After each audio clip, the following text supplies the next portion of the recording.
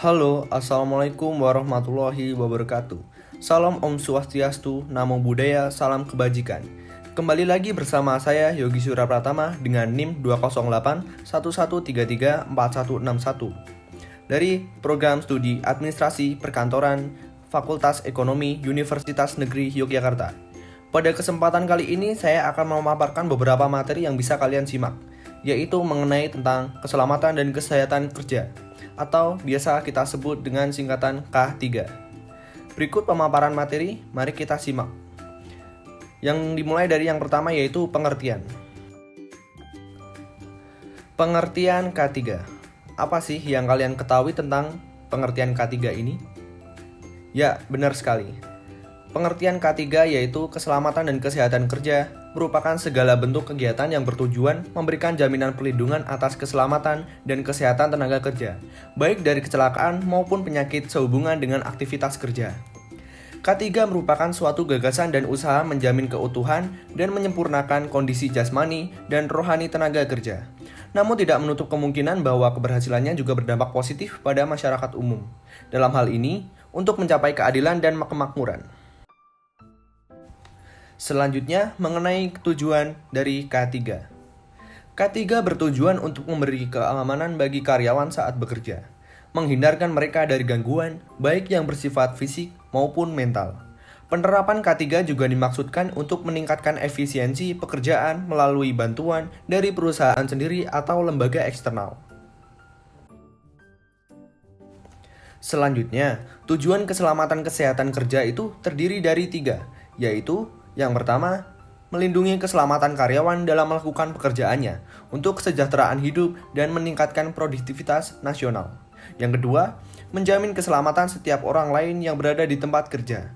Dan yang ketiga, yaitu memelihara sumber produksi dan mengatur penggunaannya secara aman dan efisien. Sementara, tujuan kesehatan kerja terdiri dari 4 hal, antara lain yang pertama, menjaga serta meningkatkan kesehatan masyarakat pekerja di segala jenis lapangan pekerjaan setinggi mungkin, baik dalam hal fisik maupun mental serta kesejahteraan sosial.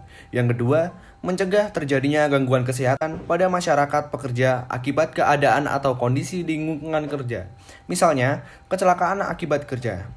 Dan yang ketiga, memberikan perlindungan kepada para pekerja ketika melaksanakan pekerjaannya, dan kemungkinan terjadinya bahaya karena faktor yang membahayakan kesehatan di tempat kerja.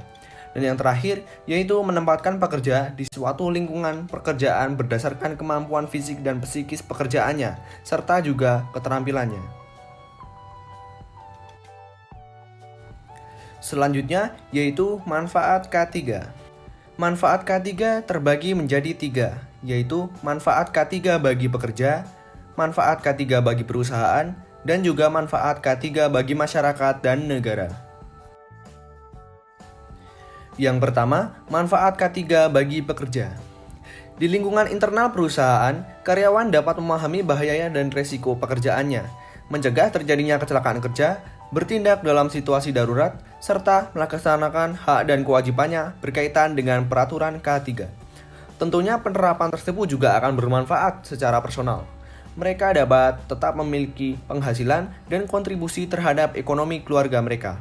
Selain itu, penerapan K3 juga dapat menghindarkan dirinya dari penyakit yang mungkin terbawa dari lingkungan pekerjaan. Selanjutnya, yaitu manfaat K3 bagi perusahaan. Bagi perusahaan, penerapan K3 memungkinkan produktivitas tetap optimal dalam berbagai keadaan. Secara finansial, K3 membantu mengurangi pengeluaran, terutama untuk biaya kesehatan dan asuransi karyawan. Di samping itu, perusahaan juga akan mendapatkan citra positif dari masyarakat, dari pemerintah, dan juga dari elemen-elemen penting. Karena penerapan K3 merupakan kewajiban yang telah diregulasi secara khusus, atau dari masyarakat umum yang akan memberikan kepercayaan lebih, bahkan penghargaan bagi perusahaan yang menerapkan SMK K3 dengan baik dan efisien. Selanjutnya, yaitu manfaat K3 bagi masyarakat dan negara. SMK 3 juga bermanfaat luas bagi masyarakat dan negara. Perusahaan menjaga aktivitasnya, sehingga turut memberikan keamanan dan kenyamanan bagi lingkungan sekitarnya.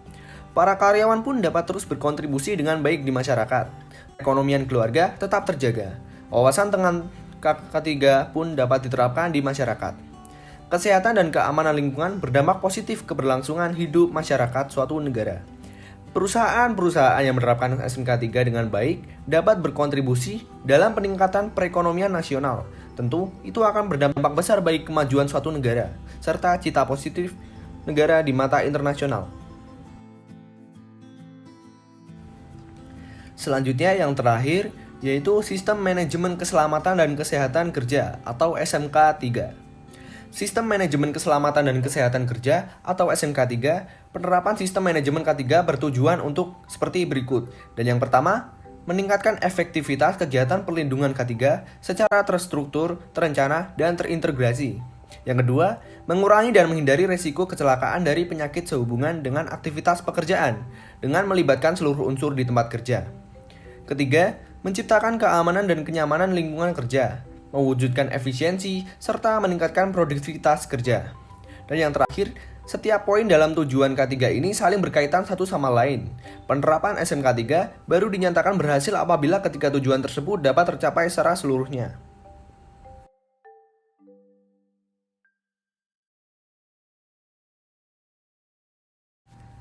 Sekian penjelasan dan pemaparan materi yang bisa saya sampaikan. Apabila masih terdapat banyak kesalahan perkataan maupun dan perbuatan, mohon dimaafkan. Karena manusia tidak luput dari kesalahan, maka dari itu saya meminta maaf sebesar-besarnya. Saya Yogi Surar Pratama, pamit undur diri. Wassalamualaikum warahmatullahi wabarakatuh.